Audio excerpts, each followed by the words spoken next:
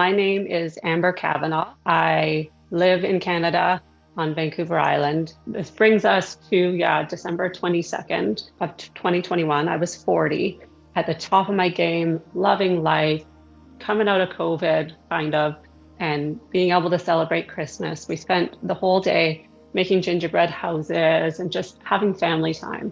And that night, we were sitting on the couch watching a Christmas movie, and all of a sudden, out of nowhere, I did tend to get headaches, like tension headaches, weird sensation, and then a super bad headache, like couldn't open my eyes type of headache. And I'm like, you know what, you guys, I don't really feel well. And I was going to be cooking Christmas dinner for like 30 people on the 24th. And I'm like, I'm going to go to bed. And so I went to bed. It was only maybe 9 o'clock. And around 10 or 10:30, I texted my husband from the bedroom because they were still watching the movie. And I said, I have such a bad headache. I can't even see straight. Can you bring me a Tylenol and an Advil? And he did. I took them. And I thought then I fell asleep. I think I fell into unconsciousness. The headache was my carotid dissecting on my left side. And when your carotid dissects, it actually, I guess, is painful and causes a super bad headache. And so I fell asleep. And then my family did the normal stuff, went to bed, stuff like that. And I didn't wake up until I think about 4:30 or 4:40 in the morning. And I woke up not realizing I was completely paralyzed on my right side. So I got to the hospital and I was still completely conscious, and they bring me into triage, and they were talking and chatting and laughing, all the paramedics, not looking at me, not anything. And there was a nurse facing a different way, checking in patients to the ER. And he turned around and he looked at me and he said, "What are you guys doing? She's clearly having a stroke. What are you doing?"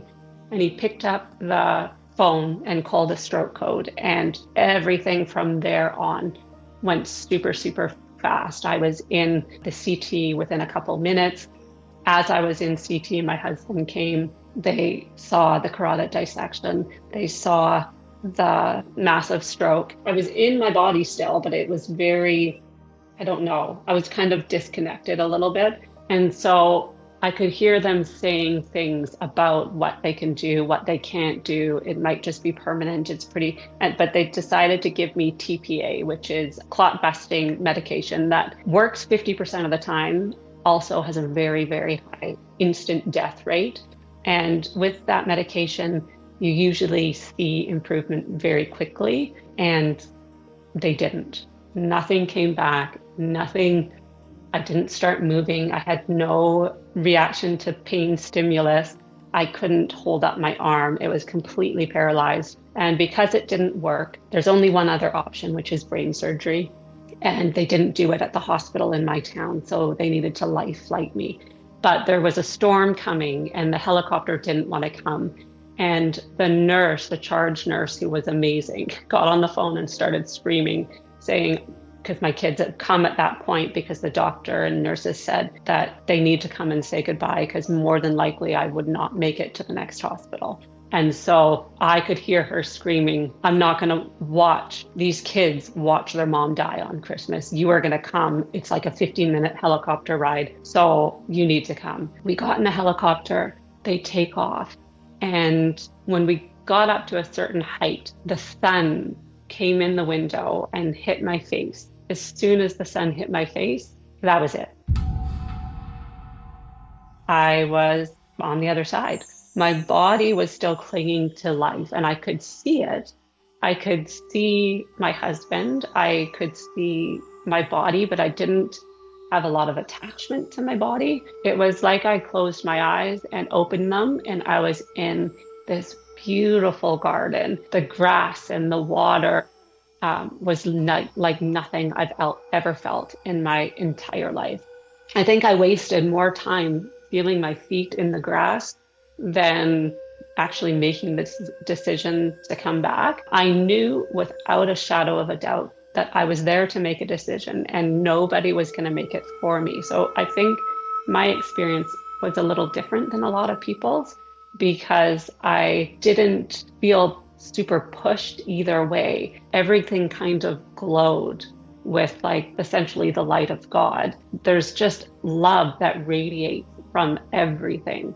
And I wasn't alone either. My guides, who I had gotten to know very well since I accepted my gifts, were there. They were sitting on a bench that I kind of would sit with them for a bit and then get up and walk around. Very strangely, I guess, for some people, my husband was there and my kids were there. I didn't talk to them. But again, my belief, even before the stroke, was that our higher selves are always on the other side. They're always there, connected to us, but also connected to all the other lives we're living. I saw a couple of my animals that have passed, and actually, I saw one that hadn't passed, but unbeknownst to me, she would pass before I got out of the hospital. My mother-in-law, who passed away in 2011. And then to the side, kind of, there was a huge group of people, dozens and dozens and dozens, maybe even hundreds. And I was like, well, that's weird. Like, I don't think I know them. But then I kind of looked and concentrated, and it was all of my other lives there to support me. Again, we're all kind of one. So we can look separate, but we're not actually separate. And so my guides were super helpful, and they said, I need to make a decision whether or not I want to go back to the physical world or stay on the other side.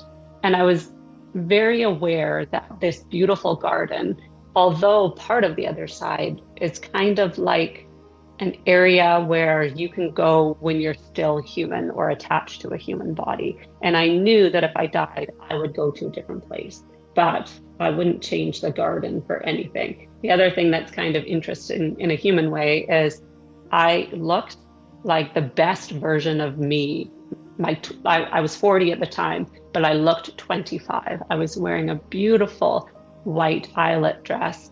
I had no wrinkles, and I had no flaws, no weight, like heaviness to me. And I had no pain, even though my physical body at this time was still in the helicopter. I was clinging to life. They were trying to keep me alive to get me to the next hospital to have brain surgery. But my guides showed me what was going to happen with either choice. And once I got there, I knew everything. I understood everything. Every choice I had ever made in my life made sense. Everything that I had ever regretted as a human, or things that I had done to hurt people, made sense. There was no question. There's just an all-knowing that your life was planned to learn. You're doing it right. There's no judgment. There was not one moment where I felt like any decision ever that I should regret. So having that knowledge and having the ability to take away that human amnesia that we're born with in order to survive here made the decision so much easier, because I could kind of remove myself a little bit.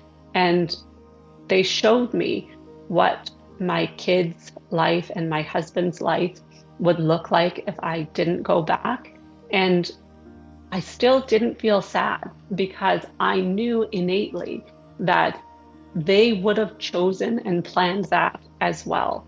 They showed me what I would do if I did go back. I would write books and I would speak to very important people about the gift that we're giving or given to learn. And they showed me that 18 months after the stroke, I would be able to learn a lifetime's worth of patience to prepare me for what was coming. But they also told me that 18 months, especially the first 6 or 8, would be the hardest time I have ever lived. And I have not had an easy life at all, full stop. I've had a really difficult life. But again, you're kind of removed from that. Like, okay, yeah, it's going to be horrible, but like everything feels so wonderful here.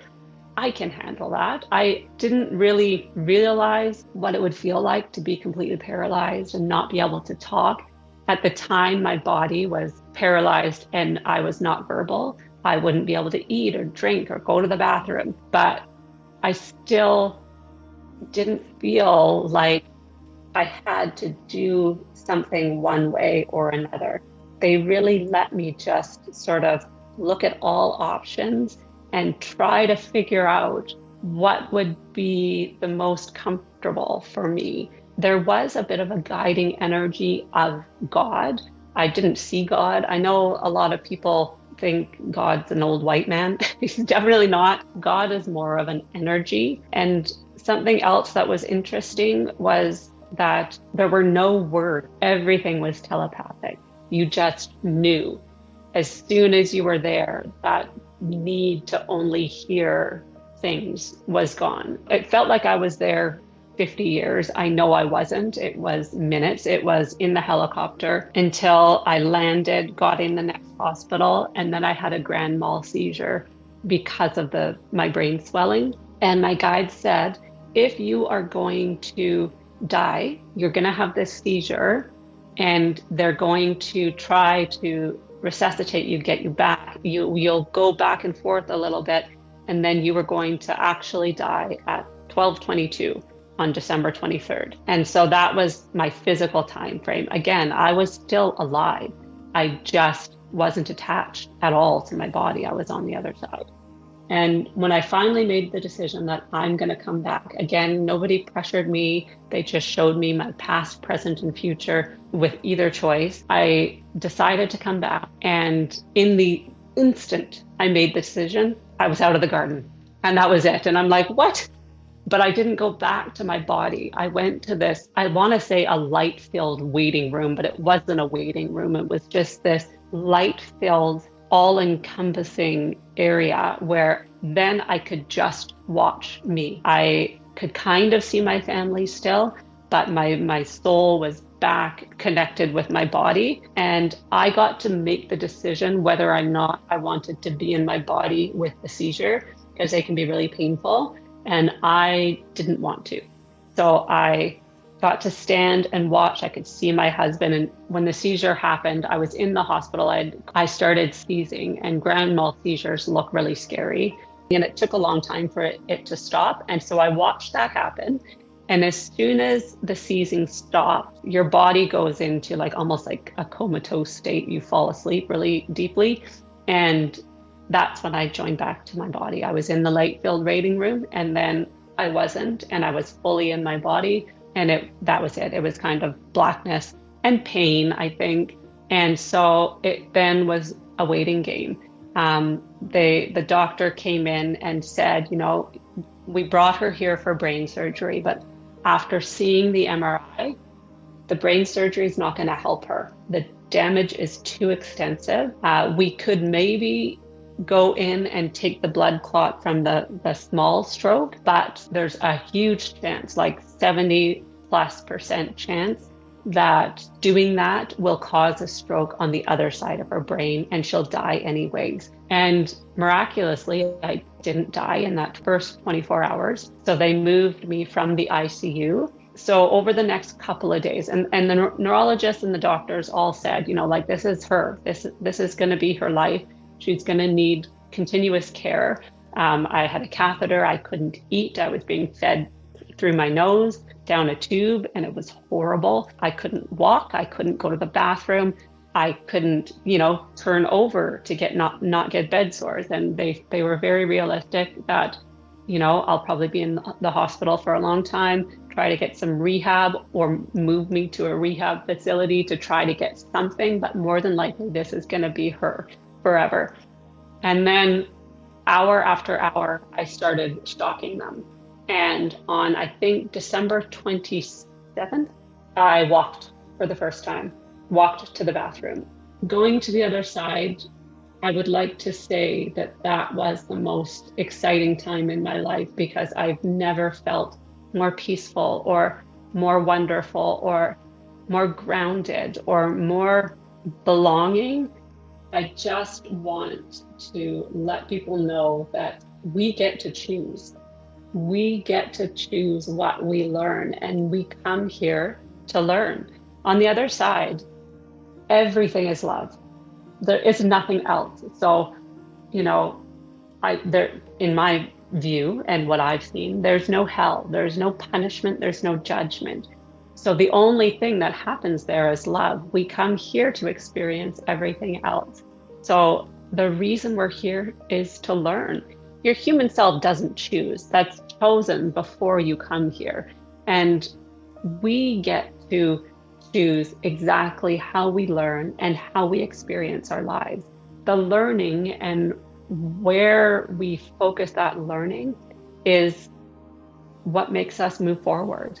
So it's not punishment. It's not, God or your guides on the other side saying, oh, ha, here you go, have this. You suck. Have fun trying to walk through that. No, it's your guides and God and everyone you love saying, we know you are strong enough to walk through this life. We're going to walk beside you as you learn these lessons. If you ignore the lessons, they'll keep throwing them at you. So try to focus on what the lessons are. That's why we're here. We are here to learn.